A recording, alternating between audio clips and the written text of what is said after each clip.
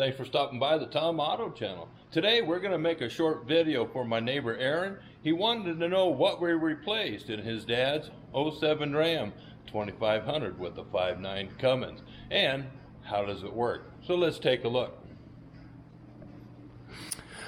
Well, Aaron, we'll start right down here.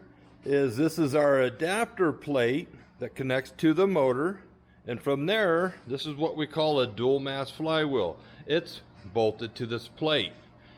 After that we have what we call a clutch disc, and it's splined to the transmission, and on top of that we've got a pressure plate that when the throwout bearing, this is what this is, presses on these fingers, it releases this disc, so that when you see your dad shifting and his foot is pushing down on a pedal, well, this is what he's activating, is this clutch master.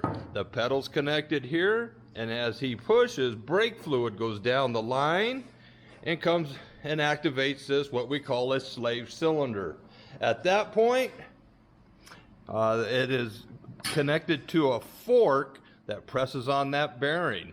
So anyway, Aaron, that's what we replaced in your dad's truck, and we're going to do another more intense video on the removal of this dual mass clutch. So I hope you like it. Go ahead and share, like, and I already know that you subscribe.